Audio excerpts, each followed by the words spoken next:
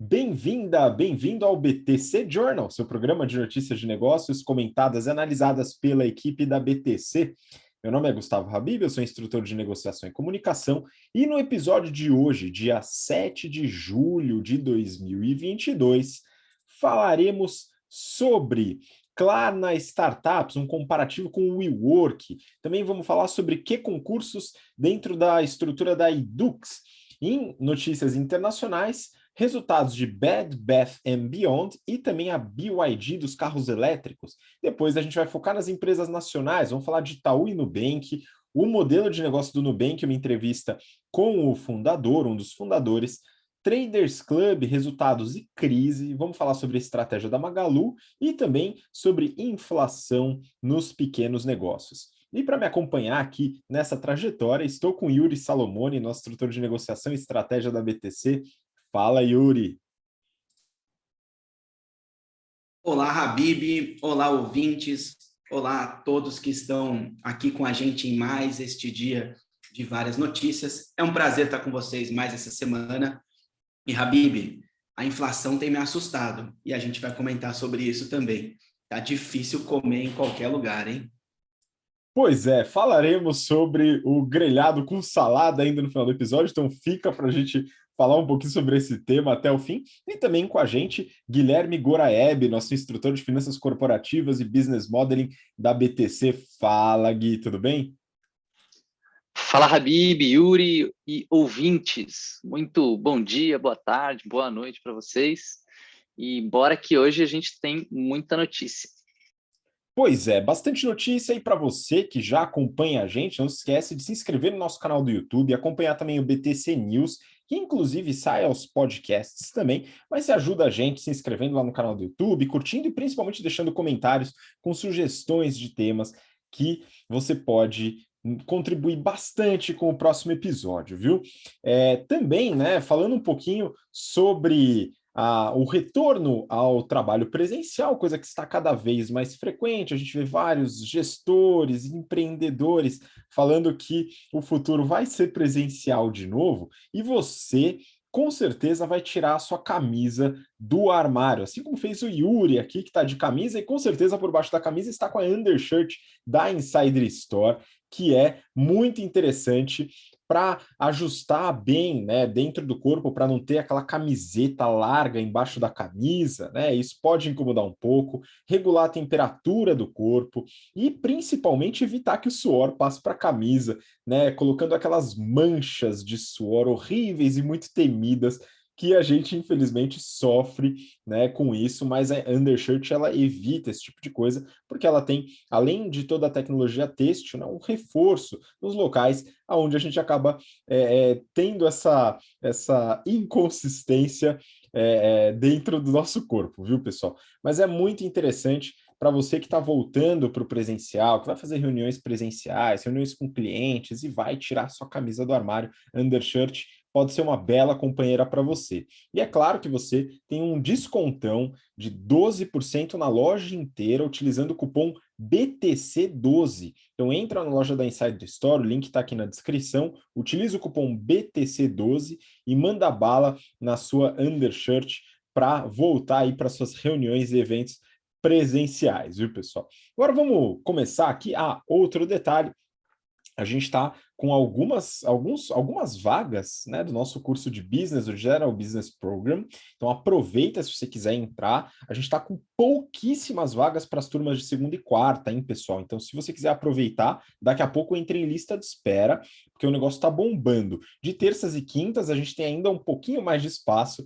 Então, se você quiser se inscrever também, www.btcompany.com.br/GBP, tá? E se você é um profissional com mais experiência de mercado, líder de área, líder de equipe, né, middle ou top management de alguma empresa ou de alguma área, também avalie o Strategy and Finance Program, que começa já na outra semana, tá? No dia 18, salvo engano, dia 18 de julho, e a turma tá bombando, tá? Mas a gente ainda tem um espacinho para você, e o link também está na descrição, seja no YouTube, seja no podcast, por onde você esteja nos acompanhando. Agora vamos começar, pessoal, tem bastante notícia. já deu de avisos e jabá, agora vamos começar com as notícias de verdade. Eu peguei essa daqui do Neofeed, viu, pessoal? Essa daqui, o título é: O novo WeWork, o tombo de 46 bilhões de dólares para 6,5 bilhões de dólares da Klarna. Para essa notícia, eu vou pedir os comentários do Guilherme para entender o que está acontecendo e o que tem a ver com o WeWork esse negócio, hein? Boa, vamos lá. Então, a Klarna é uma fintech sueca que faz o Buy Now, Pay Later, né? Ou BNPL, como o pessoal resume ali, que nada mais é do que o pagar em diversas vezes, né?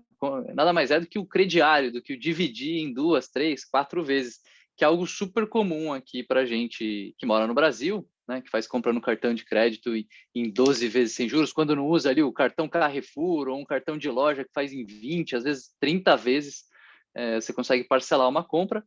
Essa estratégia de pagamentos, né, ou seja, de dividir os pagamentos, ela está chegando no exterior agora, através dessa tecnologia aí, que é o Buy Now, Pay Later.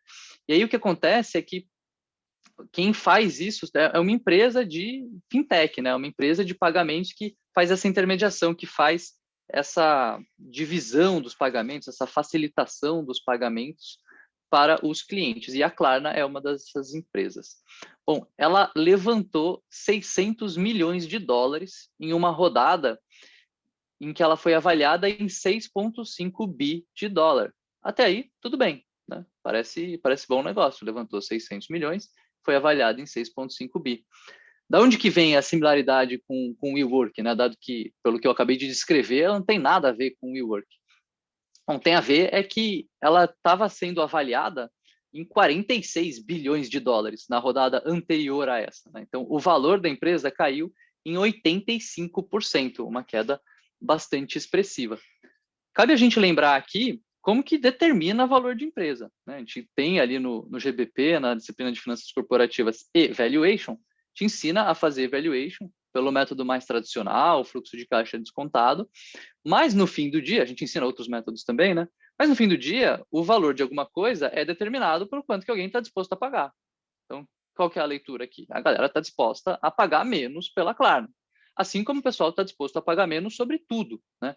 O cara aqui da Klarna comentou que a questão é o cenário macroeconômico, está tendo guerra na Ucrânia, está tendo baixa confiança do consumidor, o mercado de ações está volátil, a gente está de frente a uma possível recessão, né? Então, o investidor ele tem fugido do risco e, com isso, o preço dos ativos de risco, como as ações, e aí empresa de capital fechado entra na mesma, talvez até com mais risco, né? Porque tem o risco de liquidez aqui, é mais difícil de eu comprar e vender, ele acaba sofrendo também, né?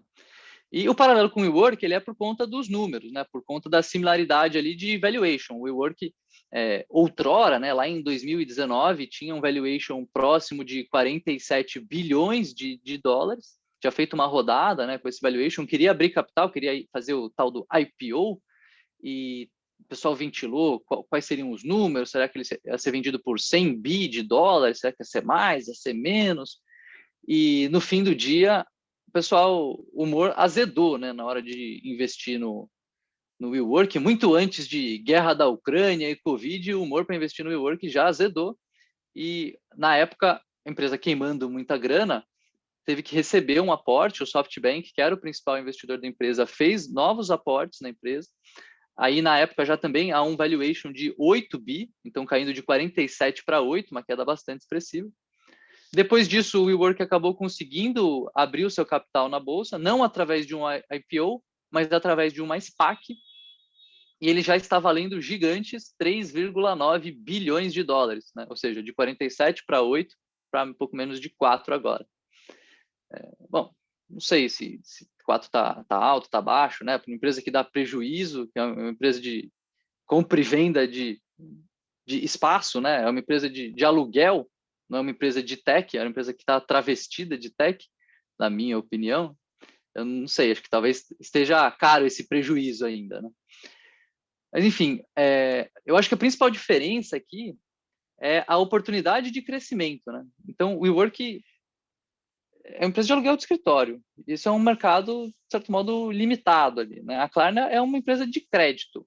As margens para crédito, as oportunidades de crescimento para escalar crédito, entendo que são muito maiores e que isso pode significar, né, que a Klarna pode recuperar esse valuation. Ela vai recuperar esse valuation? Esse preço está bom, está caro, está barato? Não tenho a menor ideia, né? Mas acho que ela está melhor posicionada do que o WeWork.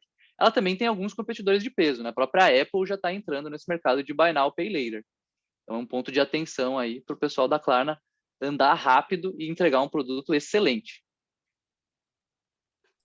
Pois é, excelente. Agora a gente vê, viu, Gui, todo mundo pegando o que há de melhor no Brasil, que é o 12 vezes sem juros, muito bom.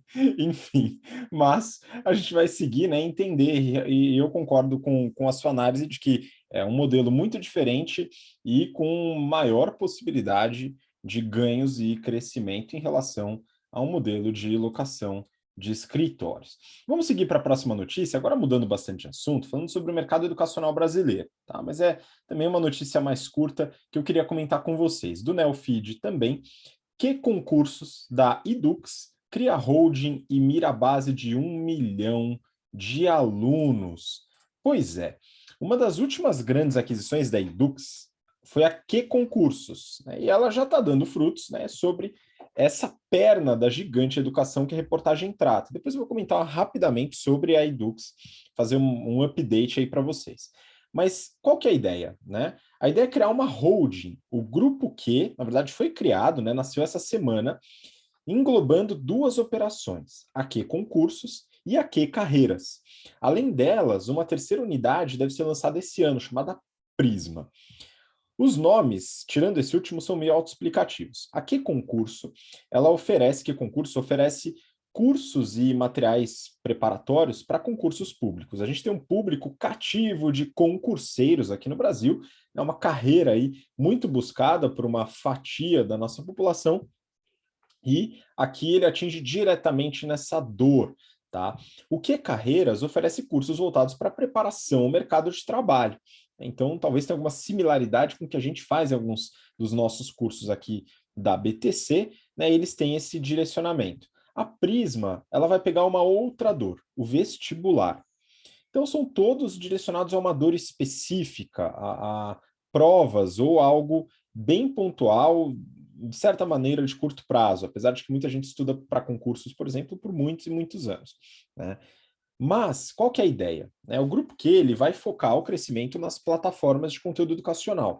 Eles já fazem isso. Então, o principal modelo de negócio deles é o programa de assinaturas, com recorrência, tudo aquilo que a gente estuda nas aulas de estratégia e marketing também. E a ideia é o quê? Né? Escala. Então, o pessoal cisma na questão da escala do ensino, mesmo com diversos casos, como Coursera, Udemy, Udacity, que são empresas que queimam caixa, nunca deram lucro, etc, etc. A gente avaliou bastante aqui. E a gente tem um BTC News dessa semana, que o Renato comenta sobre essa notícia da Que Concursos também, e faz uma ponte com os resultados do Coursera, tá? E o Coursera é uma empresa muito grande, tem cursos excelentes, inclusive, para os alunos. Aqui eu recomendo alguns cursos dentro das aulas, que você pode fazer gratuitamente, tal. São cursos das melhores universidades do mundo, mas é uma empresa que nunca gerou caixa. Problema que a gente viu também com o WeWork. Tá? Então, aqui a gente tem que entender realmente se a digitalização do ensino é o melhor caminho. Isso é uma coisa que não foi comprovada. Porém, e eu recomendo que vocês vejam o BTC News, porque o Renato faz uma análise bem interessante. E eu concordo com a análise que ele fez no BTC News, porque depende muito do intuito do conteúdo que está sendo disponibilizado. Tá? Nesse caso, o potencial de dar certo é mais alto, na minha visão, o Renato compartilha também com isso, não por estratégia financeira, mas pelo marketing. O grupo Q, com a Que Concurso, Que Carreiras e futuramente a Prisma, vai atingir dores tangíveis. Passar num concurso, passar num processo seletivo, passar num vestibular. Resultados de curto prazo, né? Diferente do Coursera, por exemplo, que desenvolve cursos com um viés um pouco mais genérico de aumento de conhecimento em alguma área, tal. E aí, talvez, esse enfoque possa dar um pouco mais de resultado. E a gente vê isso no próprio resultado da Edux e também na quantidade de alunos que hoje tem o Que Concursos, tá? A Edux, no primeiro TRI de 2022, teve uma receita de 1,2 bi, um aumento de 10% em relação ao primeiro TRI do ano passado. Esse aumento se deveu tanto à divisão Premium, que é a divisão que eles têm medicina, e o IBMEC, que são as faculdades com maior ticket médio, e a gente falou sobre isso na última análise da Edux, que eu recomendo que você vá lá no histórico, que a gente entra no detalhe sobre ticket médio, sobre número de alunos, tal. Toda a parte operacional a gente fala no último episódio que a gente comentou sobre a Edux. Então, pesquisa lá para você encontrar essas informações. A parte digital, que tem tanto os cursos digitais de graduação e tal, e de ensino continuado, e também aqui concursos. Aqui concursos, pessoal, ela tem mais de 440 mil alunos, é muita gente que estuda para concurso e que traz essa receita recorrente para o grupo, tá? É muito interessante. E fez com que a receita no digital aumentasse 27,6% em relação ao primeiro TRI do ano passado. Já o presencial caiu 5%. Então, olha só como é importante essa diversificação. No EBITDA, a divisão Premium e a divisão digital, né, também cresceram bastante, mas a presencial também. Por quê? Porque teve reestruturação. Então, mesmo com a queda de receita, teve um aumento da lucratividade, representada aqui pelo EBITDA. Tá? E o lucro líquido da empresa no primeiro TRI foi de 76 milhões. Então, a Edux continua bastante lucrativa e, na minha opinião, a estratégia é boa de diversificação com base no grupo Q. Então, a gente, fazendo uma breve comparação entre os gigantes da educação, a gente tem a Cogna, que focou bastante no ensino, graduação digital e plataformas de ensino, através da Vasta, enfim, e de outras estruturas. A Ânima Educação, que focou na diversificação, tanto para universidades de medicina, então eles amplificaram muito a parte de ensino de medicina, e também outras unidades, como a HSM, Educação Executiva, e até a Le Cordon Bleu, que eles trouxeram para o Brasil, aqui com ensino de gastronomia, então diversificando em tipos de conteúdo. A Edux diversificou também em medicina e, no caso, IBMEC, com ticket médio mais alto, que a gente já vem falando há muito tempo que é uma estratégia acertada, que a Cogna não fez, e agora com o grupo Q, que eu também acredito que é uma estratégia acertada por parte da Edux. A gente vai acompanhar os resultados e ver o que vai acontecer com esse grupo Q, que eu acredito que ele tem bastante potencial. Pessoal, vamos para a próxima notícia, aqui falando sobre internacionais, hein? Essa notícia eu peguei do Brasil Journal. O título é Bloodbath and Beyond. Vendas desabam e a ação mergulha 22%. A notícia fala da Bed Bath and Beyond e faz um magnífico trocadilho colocando Blood, Bath and Beyond. Eu gostei muito do trocadilho, mas eu espero e acredito que eu não vou gostar muito do que está acontecendo aqui nessa notícia, hein, Yuri? Comenta um pouquinho para a gente. Habib, nem você e nem os investidores da Bed Bath and Beyond. A gente também, como clientes, não gosta bastante, dado que eu não sou investidor dessa empresa. Bom, antes de ir para o tema principal da notícia, deixa eu contar um pouco da história e posicionar aqui quem não conhece. A empresa ela iniciou em Nova York em 1971. Ela foi fundada por Warren Eisenbar e Leonard Thornton e foi com a ideia, basicamente, de ser especializada somente em artigos de casa. Até 1985, mais ou menos, chamava só Bed and Bath. E quando aí houve uma alteração de branding e colocaram mais alguns artigos além desses iniciais, como decoração, móveis e afins, e passou a se chamar Bed, Bath and Beyond, ou seja, cama, mesa, banho e um pouco mais, né? Uma tradução livre aqui. E passou a agregar esses produtos também de decoração. Legal. A Bed Bath & Beyond é a maior varejista especializada no segmento de cameba, como a gente chama isso aqui no Brasil, né? Cama, mesa e banho. E ela possui hoje mais de 1.020 lojas espalhadas por 50 estados americanos, além de países como Porto Rico, México, Canadá, entre outros. Ele vende artigos de Cameba, eletrodomésticos um pouco, móveis e também artigos de decoração. Legal, essa é a história, esse é o panorama geral da empresa, mas fomos surpreendidos a semana passada com a ação que caiu 22% após um anúncio de um resultado trimestral horroroso que a empresa teve aí no primeiro trimestre. Bom, entre janeiro e março, o same-store sale despencou 24% em relação ao mesmo período do ano passado, ou seja, se eu vendi 100 janeiro, fevereiro e março, lá de 2021, eu vendi agora 76 do 100 que eu tinha vendido no ano passado. Então, foi horrível o resultado, realmente caiu bastante. E, além disso, o prejuízo ele subiu 7 vezes e chegou a 358 milhões de dólares. Quais são as consequências desse resultado desastroso? Primeiro, demitiram o CEO, o Mark Tritton, que foi contratado em 2019 e pegou a pandemia inteira no colo dele, teve problema aí para conseguir manter a empresa rentável. A segunda consequência, dada a demissão de contrataram uma nova CEO, a Sue Gove, que era CEO da BBBY, que é a fundadora de uma consultoria de varejo. Arrisco dizer que essa consultora deu uma consultoria para a Beyond e foi contratada. Bom, a Sue, ela, ao assumir o cargo, passou o recado à companhia e passou o mesmo recado ao mercado.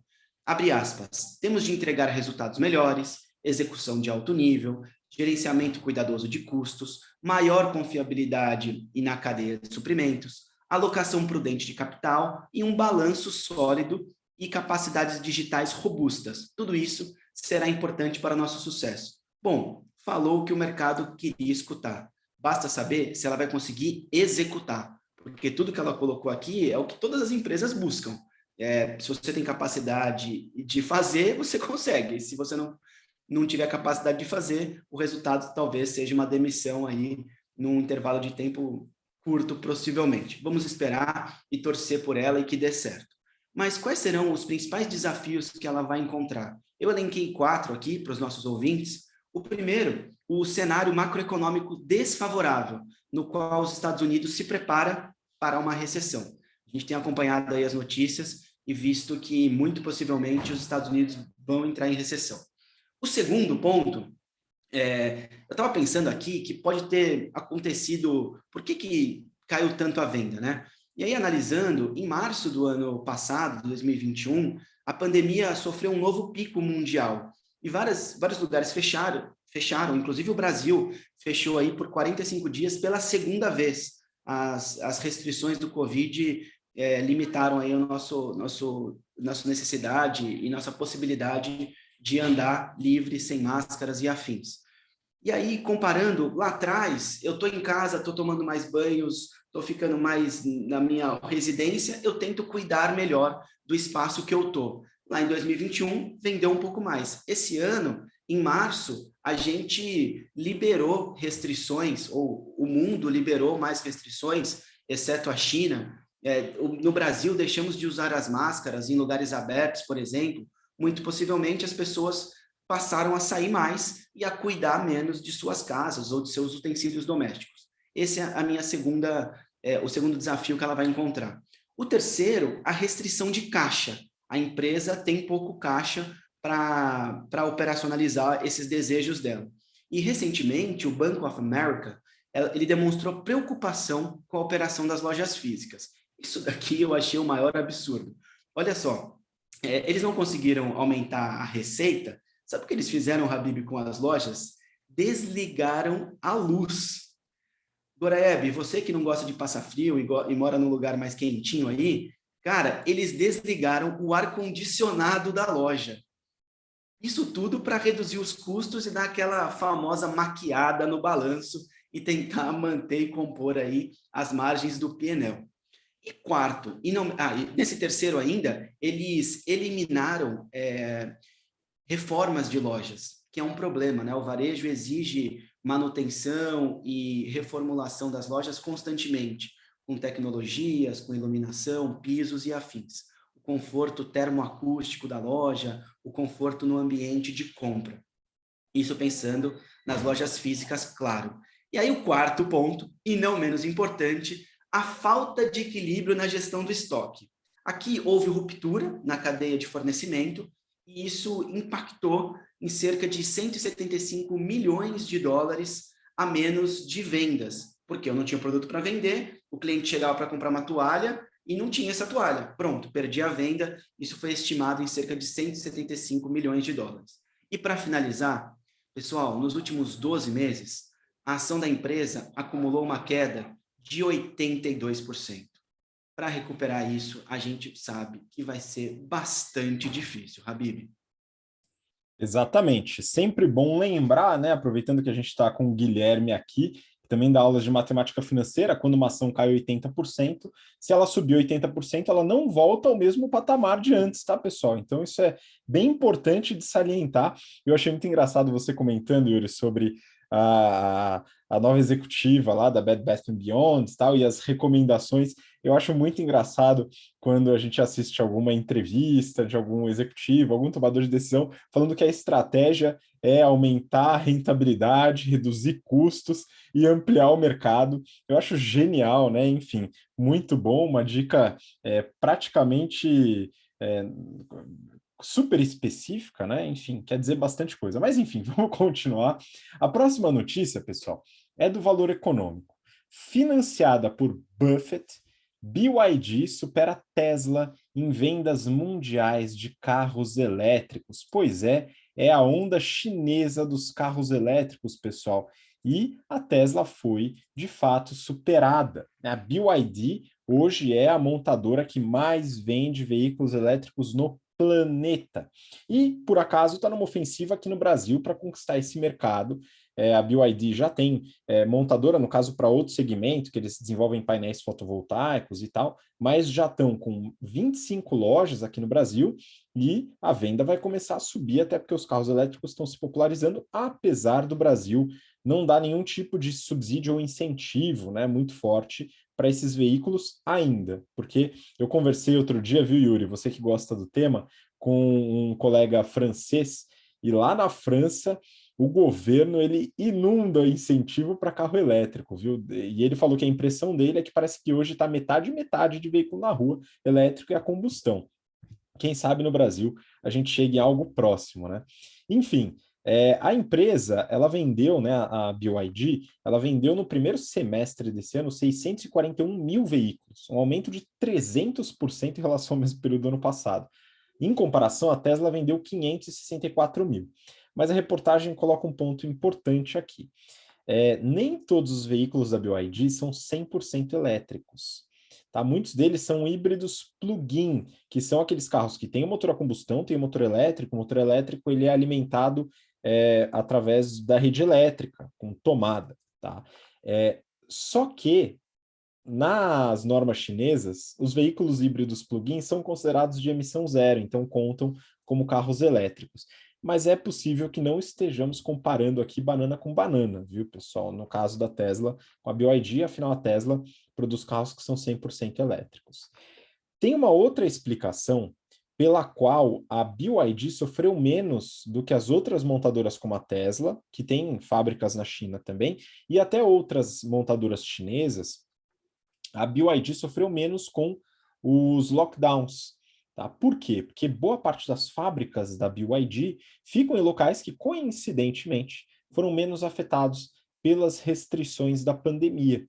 E isso não prejudicou tanto a logística e o fornecimento de insumos e componentes dos veículos e também a entrega dos veículos. Então, coincidentemente, ela foi menos afetada. Pegando um pouco dos financials da empresa, a BYD ela é uma empresa muito grande, tá? Ela tem um capital bem diversificado e, diferente da grande parte das grandes empresas chinesas, a participação no capital social do governo chinês é muito pequena, né? E não chega nem a 1%, apesar de que tem outras formas de influência. Mas aqui a gente tem a Berkshire Hathaway, que é a famosa empresa, ou talvez não tão famosa assim, do Warren Buffett, que esse sim é um investidor muito famoso. O Warren Buffett ele tem uma participação de quase 8% na BYD, então aposta bastante aí no crescimento dessa empresa dentro do mercado. Eles tiveram no primeiro TRI uma receita de 10 bi de dólares. Eu fiz a conversão aqui numa continha de padeiro do yuan para dólar, tá? Então em dólar dá 10 bi mais ou menos, que foi um aumento de 63% em relação ao período anterior. O custo das operações é de 8,8 bi. Então, é uma estrutura de custos alta, uma empresa que tem capital intensivo, né, tem bastante custo fixo. Teve um lucro líquido de 121 milhões, só que gerou muito caixa, 1,8 bi de caixa gerado, que mostra uma boa estratégia de caixa da BYD. Agora, é muito interessante ver que ela saiu de um lucro quase nulo de 2021, né, o primeiro TRI, para 2022, e isso mostra, né, o aumento do lucro líquido foi de 241%, frente ao aumento de 63% na receita. Aqui a gente fala muito nas aulas de estratégia sobre vantagens competitivas e a escala, o quanto a escala é importante, principalmente em modelos de capital intensivo. Então, aqui é muito interessante que a escala vá aumentando e essa estratégia de internacionalização é fundamental. Bom, vamos para o próximo bloco, pessoal. O próximo bloco do BTC Journal de hoje vai falar sobre empresas nacionais e a gente vai começar falando sobre mercado financeiro. Neofeed, Morgan Stanley vê copos de Itaú e Nubank meio cheios. Yuri, se esses copos que estão meio cheios forem copos Stanley, a gente tem um match interessante aqui dessa reportagem, não é verdade? Bibi, esses copos meio cheios são do Morgan Stanley, coincidentemente. O pessoal da Faria Lima deve estar adorando esses copos e essa notícia aqui. Mas vamos lá. Inadimplência, Habib, diferente de copos, é a palavra da vez. E vamos falar dela, pois ela se tornou uma questão mais relevante nos últimos tempos para bancos e fintechs. A AlphaWise Consumer Survey é do Morgan Stanley e fez uma pesquisa aqui com cerca de 3 mil pessoas das classes A, B e C em maio de 2022. E aqui a reportagem explora essa notícia e comenta uma visão otimista da instituição sobre bancos e fintechs. Com isso, escolheu o Nubank, o Itaú como favoritas ou como queridinhas, que o Gui comentou aqui no começo. Eu só espero que elas não sejam as queridinhas por pouco tempo, porque a queda vai ser grande. Bom, o Nubank ele apresenta uma taxa de inadimplência menor em relação às instituições abordadas aqui nessa pesquisa. Um recorte aqui da notícia. Apenas 11% dos clientes de cartão de crédito do Nubank informaram que estão com pagamentos em atraso, abaixo da média total dessa pesquisa de 13%. Ou seja, o Nubank está com o copo meio cheio. E a média para fintechs é de 14%. Isso tudo com taxa de serviço sobre o capital emprestado na média do mercado. Isso daqui é um ponto bom para ser abordado, porque os críticos do Nubank avaliaram que o Nubank está com uma taxa de inadimplência menor porque está dando crédito para muita gente, está conseguindo clientes de outros bancos e afins, e cobra menos por isso. Por cobrar menos, consegue mais clientes. E isso não é uma verdade. O Nubank, o Itaú e o Bradesco cobram a mesma taxa de serviço sobre este capital emprestado, 37%. O Santander é um pouco mais caro, 38%, e o Banco do Brasil um pouco mais barato, 35%. Ou seja, esses analistas do mercado críticos do Nubank não estão com a razão, os dados provam o contrário. Então, a gente tem que tomar bastante cuidado, a gente sempre levanta esses assuntos com os nossos alunos aqui do GBP e dos cursos da BTC, cuidado com a notícia lida, só a notícia lá, o highlight do que ela fala. Eu tenho que ir para os financials, eu tenho que analisar os dados para ver se de fato o que está sendo dito é o que está acontecendo. O Nubank abriu o capital, teve uma bela de uma queda, a gente avisou aqui no BTC Journal, leiam o prospecto do IPO. Muita gente não leu, acabou investindo, o valuation está bem esticado, continua esticado. De novo, a gente não faz nenhuma recomendação de investimento ou desinvestimento, a gente faz uma simples análise, sem sermos simplista, que é muito diferente. Então, tomem cuidado e leiam, busquem os dados de verdade, não só o que analistas dizem para você acreditar. Beleza, o Itaú ele está se tornando digital, tem uma alta capacidade operacional, está aplicado aí em se tornar mais aberto, mais ágil, centrado no cliente. Acho que esse mais aberto, mais ágil, digital e centrado no cliente complementa a minha primeira notícia aqui. A Su não falou disso no anúncio dela da Beyond. Beleza. Bom, de acordo com essa pesquisa também, 88% do grupo pesquisado tem alguma forma de crédito com os bancos e fintechs, onde o cartão de crédito domina. O banco tem ainda uma vantagem competitiva aqui, que é fazer o cross-selling de produtos de crédito. O Gui, nas próximas notícias dele, vai comentar sobre isso aqui, sobre esse cross-selling do sistema bancário. Bom, isso os bancos, por serem maiores, terem mais musculatura, mais capacidade, dado o tamanho das suas instituições em relação às fintechs, tem vantagens, mais produtos para serem vendidos além do crédito, além só do cartão de crédito, que é o único produto que o Nubank tinha quando nasceu, o cartão de crédito roxinho lá, né? Então, ele abordou clientes universitários, gente que era desbancarizada ou gente não bancarizada para poder crescer no mercado. E deu certo, fez o IPO, está aí como um sucesso. Agora, vamos ver se mantém. Bom, essa questão de cross-selling a gente pode ver de novo com dados. E aqui eu sempre deixo nas minhas aulas o livro, né, a bibliografia, que é o Storytelling with Data, que é como contar uma história com dados aqui. Eu uso isso nessa notícia. Então, vamos lá. Cross-selling. Os bancos, os bancões, eles têm 1,75 produtos de crédito por família. O Itaú é líder e ele tem 1,85. É um banco maior, é um dos maiores bancos do Brasil e do mundo. As fintechs, elas têm 1,32 produtos de crédito por família. Estão crescendo, estão iniciando agora produtos para serem vendidos juntos. O Nubank, Habib, ouvintes e Guilherme, ele tem 1,45 produtos de crédito por família, ou seja, já está descolando da fintech e já está grudando nos grandes bancos. Isso é um movimento interessante, eles têm mais produtos para serem vendidos, além do cartão de crédito. A gente sabe bem que ele está agora dando crédito, empréstimo, né? Fazendo o famoso empréstimo. Bom, para finalizar, o último dado relevante que pode ser observado é a penetração do cartão de crédito nas famílias, onde 41% das famílias dizem ter o cartão Nubank, seguido do Itaú com 21%. Você fala, caramba, dessa pesquisa aqui, o dobro de entrevistados tem cartão Nubank em relação ao Itaú. Temos que ver aqui o quanto é transacionado no cartão, qual é a inadimplência desse cartão de crédito e qual é o ganho efetivo. Ter mais cartão não quer dizer nada. Eu posso ter 1.000 cartões do Nubank a R$10 versus um cartão do Itaú a R$10.000. Eu tenho aí o mesmo volume transacionado. Então, esse número por si só, cru, eu não consigo concluir muita coisa. De novo, vamos ler as notícias e analisar esses anúncios para podermos investir ou não em determinadas empresas. Habib, eu acredito que você faz isso muito bem aí com seus investimentos pessoais, né? Na verdade, eu faço isso através dos bancos, mas não investindo em bancos, pelo menos não nesse momento.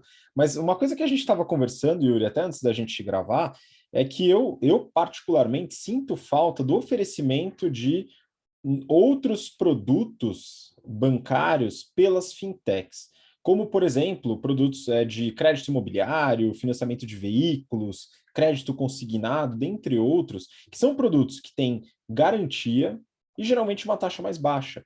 Então, quando a gente fala desse número de 1,7, 1,4, 1,3 produtos por família, no caso do Itaú, além de ser maior essa relação, ele é mais diverso. Tem famílias que têm produtos muito diferentes. Já no caso do Nubank, menos. A gente vê Acreditas, por exemplo, que o Gui tinha comentado também antes do episódio, que oferece esses produtos com garantia, né? Apesar de não ter nascido aí, em tese, como um banco, né? Mas está oferecendo uma série de produtos financeiros nessa linha. Mas Nubank, Banco Inter, C6, dentre outros, acho que ainda tem uma falta de diversificação de produtos bancários.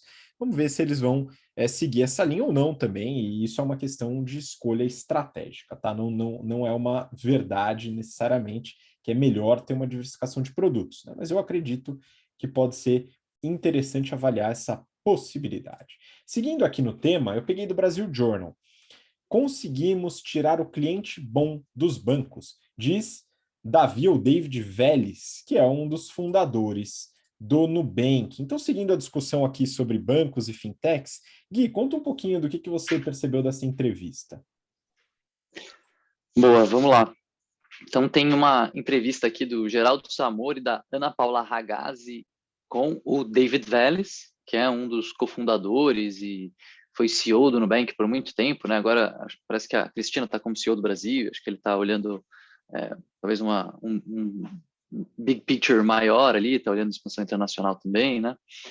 E eles têm uma entrevista bem extensa aqui, falando muito sobre o Nubank, sobre quanto que eles têm de receita, sobre os produtos, sobre visão de futuro. Então, já deixo aqui um aviso, né? Enfim, uma recomendação de quem tem interesse em entender mais sobre esse mercado, ler essa matéria em profundidade, né? Que certamente vão ter detalhes que eu não vou trazer aqui, porque o objetivo não é também ficar lendo a matéria tintim por tintim, né? Mas falando um pouquinho sobre quais são os pontos que foram comentados,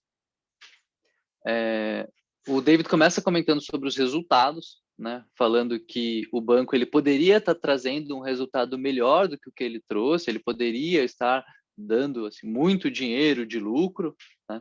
Mas que eles não estão dando esse lucro agora porque eles estão investindo no crescimento do banco. Né? Eles estão investindo pensando aí num horizonte de 5, 10 anos, eles querem maximizar o valor da empresa lá para frente e por isso eles acabam gastando dinheiro agora. E a gente comentou, eu mesmo comentei uma notícia do Nubank, não faz tanto tempo aqui no BTC Journal, onde a gente falava sobre a expansão internacional do Nubank. Né? O Nubank tem hoje quase que a totalidade dos seus clientes aqui no Brasil e uma parcela pouco expressiva deles no México e na Colômbia, e ele tem apostado nesses novos mercados. Né? E abrir operação numa geografia nova, num país novo, certamente é uma atividade, é um grande projeto aí que consome bastante recurso. Então, eu imagino um paralelo claro aqui entre o que o David está falando Davi, acho que é Davi, né? Mas eu também não sei. Que ele está falando aqui sobre poderia estar dando um resultado melhor e sobre ter um resultado, ter uma empresa ainda maior e mais lucrativa daqui a alguns anos, quando esses investimentos que estão sendo feitos agora comecem a maturar, né? Comecem a render frutos. Bom, outro ponto interessante que ele traz na notícia é sobre a origem dos clientes da Nubank. Né? E aqui ele fala isso num contexto de risco de crédito. Né? Então, tem uma preocupação com as fintechs mais recentes de que elas não tenham modelos para análise de crédito tão robustos. Né? Especialmente com a pandemia, eu acho que essa preocupação ainda ficou mais evidente de que os clientes da fintech poderiam dar prejuízo, poderiam deixar de pagar ali as suas contas, né, dar default, como a gente fala, poderiam dar calote nas suas faturas de cartão de crédito, porque talvez as fintechs tivessem ido para um segmento de clientes que era mais arriscado e que antes estavam pagando em dia, mas que com dificuldades relacionadas a desemprego mais alto, a pandemia e tal, poderiam deixar de pagar. E aí o Davi traz alguns elementos aqui, né? Um deles é que 90% dos clientes do Nubank não eram desbancarizados. Eles eram clientes que estavam sendo atendidos por outros bancos, que nas palavras do CEO aqui foram para o Nubank justamente para o banco prestar um serviço de maior qualidade, um serviço mais barato, sem taxas, tarifas e tal. E eu vejo verdade nisso daqui, assim, olhando a amostragem nada representativa de né? Eu usava muito Itaú, passei a usar o Nubank, porque é muito mais fácil usar o aplicativo do Nubank. Ainda uso do Itaú, aqui o David fala que ele rouba os clientes, que os clientes largam os bancões e tal. Eu não sei quanto que isso é verdade, né? Eu acho que cada vez mais a gente tem as pessoas com mais contas em vários bancos, até porque está muito mais fácil gerenciar uma conta, e dado que você não tem custo para isso, não tem tanto incentivo para concentrar as coisas num lugar só. Né? Que mais? Ele fala que, ainda sobre o crédito, né, sobre como eles são conservadores na concessão de crédito, de que o banco aprova 15% das pessoas que pedem cartão de crédito. Né? Ou seja, 85 de cada 100 pessoas que pedem cartão de crédito para o Nubank não recebem esse cartão de crédito. ele usa isso como um argumento de que, olha, a gente é conservador. A gente não fica dando crédito para todo mundo. A gente não está nem trazendo a galera que era desbancarizado, nem a gente está dando crédito adoidado. Eu estou trazendo a galera que já tem relacionamento com o banco, que já sabe como é que o negócio funciona, e eu estou dando crédito só para 15% desse público. Fico me perguntando o que esses... Né, galera que está vindo do Itaú, está vindo dos outros bancos para o Nubank, para não ter crédito, está fazendo no Nubank. Né? Talvez seja simplesmente estar deixando de pagar a tarifa, pelo menos. Né? Bom, o que mais? Então, ele usa esses pontos para falar sobre a estratégia de risco baixo.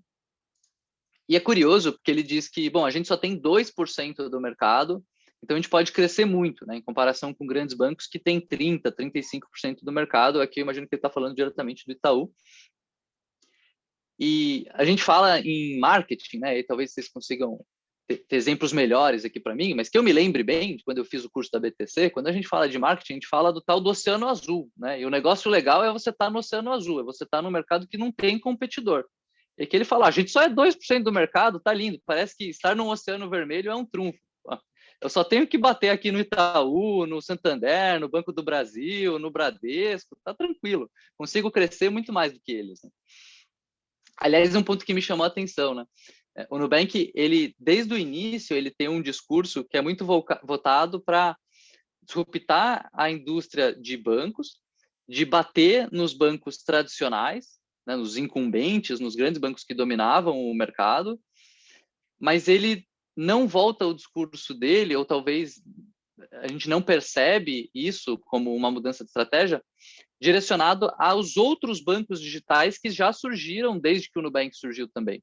Né? Então, lá em 2014, só tinha o cartãozinho do Nubank para você ter um cartão diferente, ter um app legal e tal. Hoje tem muito mais opção. Né? Tem o Inter, tem o C6, a gente estava comentando agora há pouco. Então, será que o Nubank também está de olho aqui? Porque certamente Inter, C6, assim como o Nubank, estão com esse pitch de, ó, eu sou pequenininho, eu consigo dobrar, triplicar, quadruplicar, porque eu vou roubar share do grandão. Eu duvido que o Itaú vai dar a share assim, para a galera, aposto que ele vai usar todos os recursos que ele tem, estrutura gigantesca, com várias pessoas muito bem capacitadas e remuneradas para defender esse market share, e ainda tem essa competição com os outros bancos digitais que estão cada vez menos irrelevantes, né? Ou que estão cada vez mais relevantes, estão cada vez maiores, com a base de cliente, com mais produtos, com uma oferta bem completa. Né? Eu acho bem complicado esse pitch. Eu achei legal você colocar isso, Gui, porque realmente todos vão entrar com esse viés, né? A gente é pequeno, a gente precisa pegar um pouco mais de market share. Mas é uma tarefa árdua. E aqui a gente volta para aquela discussão de que nem toda empresa cresce infinitamente. Na verdade, nenhuma empresa cresce infinitamente. Tá? A gente vai ver um exemplo agora, né, de como essa curva ela pode se achatar, né, e não necessariamente chegar num market share de 30% dentro do seu mercado, né? Eu vou colocar aqui a outra. Gui, tem mais algum ponto em relação à reportagem que você queria ressaltar, não? Boa. Deixa eu só fechar aqui trazendo mais alguns dados. Achei muito legal um ponto que ele traz, que é o ARPAC, né? O Average Revenue per Active User. Né? E ele fala de como isso evoluiu para o Nubank e como isso se compara com bancões. Né? Então, essa receita média por usuário ativo do Nubank saiu de 3,5 dólares há um ano e está em 6,7 dólares agora. Olhando isso, quase dobrou, você fala, pô, fantástico, né? Dobrar a receita por usuário em um ano. Porém, o ARPAC dos bancões é de 38 dólares. Né? Então, quase 5 vezes maior do que a receita atual do Nubank. Então, tem um espaço grande de crescimento ainda, é um jeito de olhar. Outro tem uma distância muito grande, né? Os bancões eles conseguem rentabilizar melhor os clientes. E talvez eles consigam rentabilizar melhor os clientes, segundo o Davi aqui, porque eles estão cobrando taxa, e isso vai ter que acabar, porque senão os clientes todos vão trocar para os bancos menores, e aí o ARPAC vai ficar por volta de uns 25, segundo ele. E, bom, se está em 25 e o do Nubank está em 7, ainda tem um espaço bom para crescer, né? Dá para triplicar e um pouquinho mais. Mas como que isso é feito? A gente estava comentando agora há pouco sobre os produtos que o Nubank tem. O Nubank, ele hoje não faz o home equity, né, que é uma modalidade que a Acreditas cresceu bastante fazendo. A Acreditas, ela faz empréstimo quando você dá como colateral, como garantia o seu carro ou o seu imóvel. Essa é uma categoria de empréstimo que tem um juros muito bom, né? Acho que o home equity é a categoria com juros mais baixo que a gente tem acesso aqui no Brasil, pensando em pessoa física. Ele não comenta muito sobre como que exploraria essa parceria com a Acreditas. Eles já têm uma parceria vigente hoje e a parcela da qual o Nubank pode vir a ser dono da Acreditas, dado o acordo que eles têm hoje, pode chegar até 7,5%. Né? Mas ele comenta muito sobre outros produtos também, que é bem interessante. Né? Sobre pagamento, tem o Pix, né, que a empresa fala ali que fez a aquisição da SpinPay, que ajuda muito, justamente é uma ferramenta de conciliação, né, para ajudar os negócios a transacionar ali com o Pix. E acho que o SpinPay faz mais do que isso, né? Tô um pouco ignorante aqui. Mas eles têm essa empresa que eles compraram recentemente, tem a Nutep, que é um produto que eles desenvolveram interno, que é para você usar o cartão sem maquininha, né? Usar o cartão com o celular.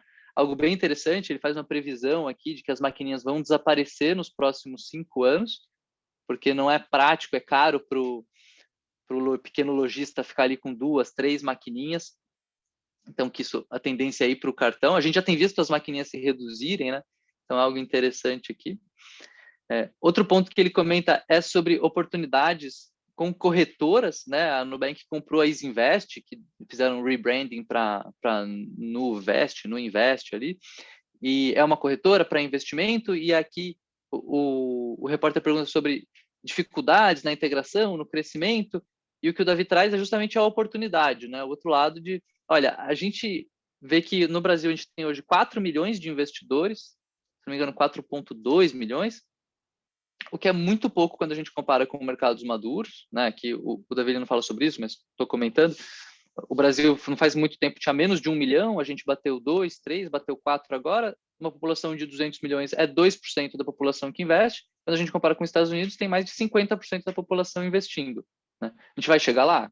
Acho que ainda não. Né? A gente tem uma galera desempregada, tem uma galera analfabeta funcional, tem galera passando fome, é uma realidade diferente, mas certamente tem uma oportunidade de crescimento grande aqui.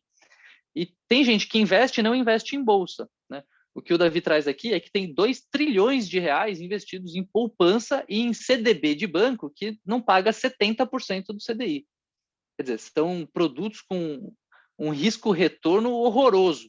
Né? Então, tem a oportunidade de trazer educação e trazer melhores produtos para que os brasileiros consigam rentabilizar um pouquinho melhor seu patrimônio. Né? Diga-se de passagem, com a Selic a 13, quase 14, né? Tem bastante oportunidade para rentabilizar aí com risco reduzido. E, para fechar, eles comentam na matéria sobre IPOs, falando que o David, é curioso, né? A ação do Nubank, ela caiu, acho que 60% desde o IPO em dezembro. E aqui o CEO fala do lado bom, né? Fala, o nosso timing para fazer o IPO foi fantástico, né? Eles venderam na alta, captaram ótimos recursos, captaram bastante recursos, vendendo num valuation bom, e pretendem usar esse dinheiro para fazer aquisições, seja para abrir novas verticais de negócio, como eles fizeram com a Isinvest, seja acqui-hires, né? Quando eles contratam empresas, como fizeram com a plataforma Tech, né? Compram a empresa para trazer um excelente time de talentos, ali, em especial desenvolvedores, para dentro da casa.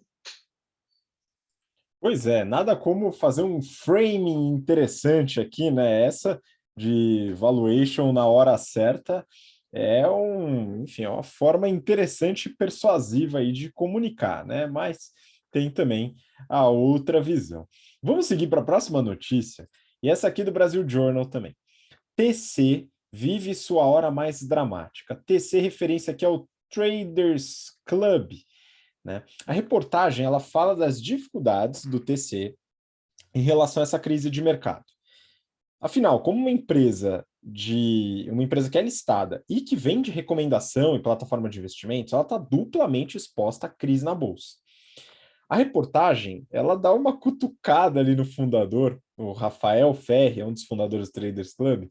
Eles colocam lá na reportagem que ele é um veterano de outras bolhas. Eu não estou afirmando que seja uma referência à bolha do alicate, porque eu não sei a intenção do autor, mas eu ri bastante quando eu li isso na reportagem. Enfim, se você não sabe o que é a bolha do alicate, dá um Google e dá uma olhada no que você encontra. A empresa, ela fez o IPO e chegou a um valor de mercado de 2,7 bi de reais. E hoje vale exatamente metade disso. Eventualmente ela valia menos, tá? Mas os investidores pagaram alto, então é aquela mesma história do Vélez comentando sobre a gente entrou com um timing bom na bolsa, tal, enfim. Beleza. Só que a crise, a queda, na verdade, ela foi acentuada por uma crise. Uma pessoa fez uma denúncia, né, que o TC estava fazendo manipulação de mercado. E aí a CVM pegou essa denúncia e está investigando, né? Então esse negócio foi muito ruim para o Traders Club, né? Claro que eles negaram fatos, soltaram um fato relevante para tentar tranquilizar os investidores, mas o estrago na imagem, pelo menos de curto prazo, já estava feito. Para a gestão de crise, né, seria interessante se eles informassem os investidores do andamento da investigação. Se não tem nada de errado, é muito melhor informar com frequência do que deixar debaixo do tapete. Tá? Então fica aí a dica grátis de gestão de crise, tá bom? Vamos lá, falando um pouquinho dos financials do Traders Club, saiu o resultado do primeiro TRI de 22, ainda não saiu do segundo TRI. Eles tiveram uma receita de 25,4 milhões de reais, contra 14,5, crescimento alto. E aí, se você pega, por exemplo, o comparativo do primeiro TRI de 21 com o primeiro TRI de 22, a empresa passou de menos de 300 mil usuários para 642 cadastrados, e pagantes passou de 20 para 88. Aí a gente pensa, pô, cresceu muito nesse período. Pois é, mas o que aconteceu quando você analisa o crescimento trimestre a trimestre? A empresa teve um crescimento muito acentuado no primeiro TRI, do primeiro para o segundo TRI de 21. Por quê? Por causa da popularização da empresa, abertura de capital, etc. Ela teve esse crescimento acentuado e, claro, com a bolsa indo de vento em polpa, tá? Isso ajuda bastante também. Mas a partir do segundo TRI, a empresa parou de crescer simplesmente. Então, de usuários pagantes, ela andou de lado. De usuários cadastrados, no último TRI, no quarto TRI de 21 para o primeiro de 22, ela cresceu 3,5% na base. Então, ela realmente estagnou. O EBITDA foi negativo, 12 milhões de EBITDA negativo, contra o EBITDA positivo no primeiro TRI de 21. E o lucro líquido, claro, foi prejuízo de 16 milhões. A empresa queimou caixa. Tá? Então, o que está acontecendo aqui? A gente tem uma crise na Bolsa que prejudica tanto a ação, a performance da empresa na Bolsa, como os próprios resultados. Então, aqui é um problema duplicado para Traders Club e, ao mesmo tempo, vai ter que lidar com a gestão de crise. Vamos acompanhar e ver o que vai acontecer com o Traders Club. Próxima notícia, peguei do Neofeed. E aqui também uma entrevista, né? E o título é Frederico Trajano, do Magalu, entre o crescimento dos sellers e a punição do mercado. Gui, comenta um pouquinho sobre a estratégia da Magalu e o que está acontecendo nessa relação entre a Magalu e os sellers. Boa. Vamos lá, então, vou comentar esse título primeiro, né?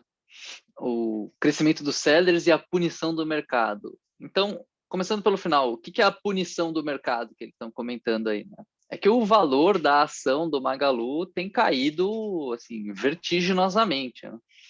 Se a gente pegar a máxima, ela aconteceu lá em 2020, de lá para cá, Magalu já caiu 90%. Lembrando que Magalu já foi uma queridinha de mercado, né? Magalu, por alguns anos consecutivos, era aquela ação que todo mundo falava, que só crescia, que ia até a lua e tal. Em algum momento, essa expectativa se encontrou com a realidade e o negócio não deu bom, né? Que me faz lembrar de uma outra empresa que já foi queridinha de mercado também e que depois disso apanhou bastante, que foi a Croton, né? Que lá para, acho que era 2012, 13, 14, ela subia muito até o momento que o pessoal percebeu que o valuation não estava muito colado com a realidade e daí ela perdeu relevância, né? Apanhou bastante, perdeu relevância. Bom, Magalu está apanhando, né? Está apanhando e aqui o que essa notícia fala? ela fala sobre os sellers. O que é o seller? Magalu está indo para uma estratégia, ou já está numa estratégia, e está falando aqui sobre como está a implementação, né, e os resultados dessa estratégia de marketplace, né? E aí no marketplace, a empresa traz outros vendedores para venderem nesse espaço da Magalu, né? E a gente comenta da estratégia de marketplace lá no nosso curso do GBP, né? Por que é uma estratégia interessante? Porque ela traz menos custos para o mesmo volume de vendas, né? Então, o frete, por exemplo, deixa de ser um custo. A empresa vai lá e cobra do seller. Fala, você está vendendo, tem que pagar aqui o frete para entregar o produto. E um ponto que é o crucial, ela ajuda no ciclo de conversão de caixa. O que é o ciclo de conversão de caixa? Bom, esse é um tema que a gente vê lá no GBP também, né? Vê no Strategy and Finance também, nas disciplinas de finanças corporativas, mas de maneira bem resumida, a gente está falando de estoque, a gente está falando de recebível, a gente está falando de fornecedor, né? Então, são contas ali do balanço. E o ciclo de conversão de caixa é uma medida de eficiência do negócio, né? Quanto menor o ciclo de conversão de caixa, melhor. Então, a empresa consegue reduzir o estoque, porque o estoque agora é do seller. E aí, entre receber e pagar, o que a empresa consegue fazer? Ela consegue ter prazo aqui, né? Ela vai pegar esse seller, esse vendedor, que é pequenininho, e ela só vai pagar ele depois que ela recebe. Então, ela passa a ter um capital de giro positivo ali. Essa operação, ela recebe antes de pagar. Isso é ótimo. Via de regra, não é isso que acontece. Via de regra, você paga antes para depois receber o dinheiro. Aqui, como ela consegue negociar bem, ela tem um poder de barganha legal com o seu fornecedor, ela consegue esticar esse prazo de pagamento, o que, obviamente, é um perigo para esse pequeno fornecedor, que precisa ter uma estratégia financeira, né, um planejamento e uma execução muito boas para ter uma operação rentável, né? Bom, então, a estratégia de marketplace aqui sendo utilizada para otimizar o capital de giro, está ótimo. Geralmente, quando a gente quer aumentar a margem, a gente faz o movimento oposto, né? A gente faz verticalização quando quer aumentar a margem. Cabe ver o que vai acontecer com a margem do Magalu aqui, se ele ainda vai ser mais diluído. O varejo tem margem exprimida, né, via de regra. Outro ponto que me chamou a atenção aqui na notícia, em algum momento o Magalu se compara com o Mercado Livre. E fala ali do Mercado Livre, de um belo valuation de mais de 30 bilhões de dólares, e como, né, diz, pô, eu sou assim também, cara, me avalia bem, né? E isso me lembrou que não faz tanto tempo assim, a galera do Correio estava falando do Mercado Livre, que o Mercado Livre é muito bom, pô, eu tenho que valer igual o Mercado Livre. Todo mundo quer ser o Mercado Livre, cara. O Mercado Livre é um puta case aqui da América Latina, né? Sem dúvida, uma empresa gigante, com muito sucesso aqui. Agora, cabe lembrar que você tem Correio e Magazine Luiza se comprando com o Mercado Livre, é porque o Mercado Livre faz muita coisa, né? Ele é um marketplace, tem o Mercado Livre. Ele faz a entrega, tem o Mercado Envios. Ele processa o pagamento, tem o Mercado Pago. Ele faz várias coisas na cadeia, né? Então, o mercado, o MELI, né, como é chamado pelos mais íntimos aí, de Mercado Livre, se não me engano, esse é o ticker deles também lá na Bolsa Americana. Eles fazem muita coisa, eles têm um ecossistema de solução que me lembra mais uma Amazon do que o Correios, né, ou do Magazine Luiza. Claro, ainda tem um espaço ali para a Amazon, né? Tem vários verticais de negócio que a Amazon também é um outro gigante, tem que o Meli não tem. Mas, enfim, então, que eles estão tentando se comparar ali, estão tentando segurar, mostrar que, olha, a gente está fazendo bem, olha outro cara que vocês tem um valuation bacana e a gente é parecido, né? Então, tá uma estratégia ali de jogar a corda para cima e ver se alguém pega e puxa. Mas, voltando aqui, né, a gente estava falando de marketplace, e a gente estava falando dos sellers, como é importante ter seller, eles destacam que o número de sellers dobrou no último ano, tem mais de 200 mil sellers, um monte de seller de moda e tal. E uma coisa que eu achei muito curiosa dessa estratégia de seller é que eles têm uma caravana, né? Então colocaram caminhões na rua, passaram por diversas cidades ali do Sudeste, do Nordeste, passou por João Pessoa, por Sorocaba, São José dos Campos e tal. Um caminhão enorme, todo adesivado de Magazine Luiza, caravana parceiro Magalu, que passa para recrutar sellers por essas cidades aí do interior do Brasil. Aí eu fiquei com a dúvida aqui, Habib, quando a gente fala de omnichannel, é isso daqui, cara? É mandar o caminhão para rodar a cidade aí? Pois é, essa é uma definição diferente de omnichannel, né? Bem curiosa, mas eventualmente, né, o pessoal pode pensar também de uma forma diferente de omnichannel e aí empurrando o problema para o seller, né? Que é uma coisa muito recorrente nesse mercado. E eu vou ler a última notícia para o Yuri comentar, se quiser complementar sobre isso que o Gui falou, Yuri. Mas é o seguinte, ó, última notícia, né? O valor econômico. Inflação de alimentos e bebidas é principal obstáculo para a maioria dos bares e restaurantes com prejuízo. Aqui eu queria puxar um pouco para o tema da inflação nos pequenos negócios, que é algo muito importante, tá? Então, Yuri, comenta aí, se quiser falar um pouquinho sobre o ponto do Guilherme também, fica à vontade. Beleza. Antes de começar essa questão da inflação aqui, que eu anunciei no começo, só um complemento aí sobre o que o Gui falou, multicanalidade também é conhecimento de marca.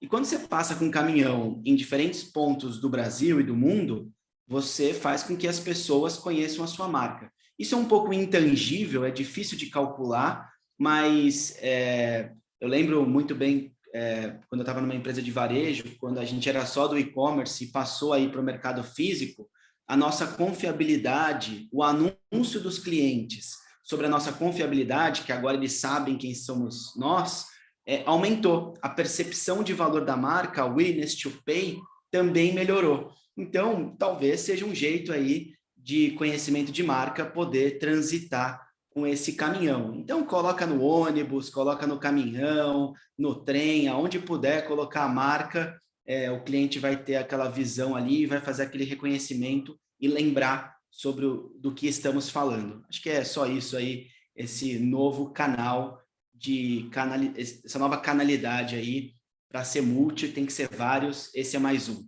Legal. Então, encerrando aqui, voltando para a notícia sobre inflação, Habib, é uma discussão um pouco mais ampla e, enfim, vamos falar primeiro da notícia e depois eu falo da discussão mais ampla, como eu estou anunciando. Primeiro, que é basicamente uma pesquisa, essa reportagem, dissertar sobre a pesquisa. Foram pesquisados 1.689 estabelecimentos entre 21 e 28 de junho. Todo mês é feito, durante uma semana, um panorama geral. Vamos falar só do último mês. 29% dos entrevistados tiveram prejuízo nas suas operações. 36% ficaram no equilíbrio. E cerca de 35% tiveram lucro. Aí praticamente um terço para cada um, né? Mas dos 29% dos bares e restaurantes que registraram prejuízo nos últimos meses, isso se deve principalmente ao aumento dos principais insumos da cadeia de fornecimento desses negócios. Bom, 63% desses estabelecimentos registraram quedas de venda. 58% acusou redução do número de clientes, menos pessoas sentando nas suas mesas e consumindo seus produtos. 54% acusaram dívidas bancárias, ou seja, não pagaram os empréstimos, a alavancagem da operação. E 49% tem dívidas de impostos. Bom, se eu pego todos esses dados aqui, eu percebo que cerca de 50% deve tudo. Tirando aí as interseções, a pessoa não tem gente entrando no estabelecimento, reduziu o ticket médio, tem dívida bancária, tem dívida de imposto, fora as dívidas aí com pessoas próximas, né? Os famosos family and friends, que a gente acaba pedindo dinheiro de vez em quando a gente empreende. Quem empreende sabe do que eu estou falando, do irmão, do pai, da mãe, da tia, da avó, do amigo. A gente acaba pegando dinheiro de muita gente para ajudar no nosso negócio. O Paulo Somuti, que é o presidente executivo da Abrazel, ele disse: a inflação pega todo mundo, do estabelecimento ao consumidor. Bom, nós consumidores, eventualmente empreendedores, temos de concordar com ele. A inflação está consumindo o nosso poder de compra, e muito. Bom, um dado interessante de analisar aqui é que 45% dos estabelecimentos pesquisados reajustaram o valor do seu cardápio. 29% não conseguiu reajustar e 23% ajustaram para acompanhar a inflação do setor. Caros ouvintes, sabe qual foi a inflação do setor de alimentos e bebida nos últimos 12 meses? Cerca de 16%. 25% maior do que a inflação média, que foi de 12%. Gente, é quase que um absurdo. E aí eu estava brincando aqui com o Habib e com o Goraieb antes da entrevista, da gente gravar. O escritório que eu trabalho fisicamente, nos dias que eu vou, é na Faria Lima. Na semana passada, eu fui a um restaurante, pedi uma salada e um grelhado, juro, alface, tomate, um molhinho de mostarda e um grelhado, e eu paguei R$ 83. É o absurdo do absurdo. Um lugar que já era alto, ficou mais alto ainda o valor para comer. Aí eu falei, nossa, mas é um absurdo. E refrescando na memória, outro dia eu fui numa padaria local e também paguei num omelete com salada algo em torno de R$ 65. Está muito difícil de comer nesses lugares, ou em qualquer lugar. E aqui eu chego ao ponto principal que eu queria dar ênfase nessa minha análise aqui, que é a inflação dos pequenos e médios negócios num geral. Peguei 3 áreas aqui de interesse para discussão. Primeiro, bares e restaurantes, acabei de dizer. O segundo, pensa numa transportadora, numa pequena ou numa média transportadora. O Guilherme acabou de comentar aqui sobre o Mercado Livre. O Mercado Livre passou a ter centro de distribuição distribuídos em vários bairros, onde as pessoas passaram a pegar os seus carros ou suas motos e fazer entrega para agregar renda na família ou para ser a principal renda da família, dado o nível de desemprego. Pô, a pessoa que gastava R$ 200 para encher um tanque de gasolina há um ano atrás, hoje está gastando 350, porque a inflação do combustível praticamente dobrou o preço dele. A gente está acompanhando a guerra da Rússia e da Ucrânia e deu uma subida ainda maior depois que o conflito começou. E estamos aí há cerca de 3 meses, 4 meses de guerra. Comprometeu o nosso poder de compra, comprometeu o nosso poder de transporte. E o terceiro que eu gostaria de citar aqui como análise, pensa numa pequena indústria, uma indústria injetora de plástico, que faz alguma coisa por ingestão de plástico, polipropileno, alguma coisa do tipo. Essa indústria, um dos principais insumos dela é a energia. A energia aumentou 40% nos últimos 12 meses, talvez mais, dependendo da região. Entramos em bandeira vermelha em alguns estados. Ou seja, aumentou o custo da empresa. Eu não consigo aumentar o preço de venda. Yuri, mas é lógico que eu consigo aumentar o preço de venda. Mas se eu aumentar o preço de venda muito, eu não consigo mais pegar o meu cliente. Para finalizar aqui, vou pegar uma franquia grande aqui de restaurante, pegar o Burger King, de fast food. O Burger King vende lá um refrigerante refil a cerca de R$14,90. Eu posso aumentar o custo em 15%, 20%? Posso. Mas aí eu vou chegar a quase R$20 um refil de refrigerante. Um refil de refrigerante a R$20, eu penso, poxa, um refrigerante de 2 litros, dependendo da marca, eu pago R$10. Eu prefiro comprar 2 garrafas de 2 litros de refrigerante ao invés de um refil aqui no Burger King ou numa franquia de fast food.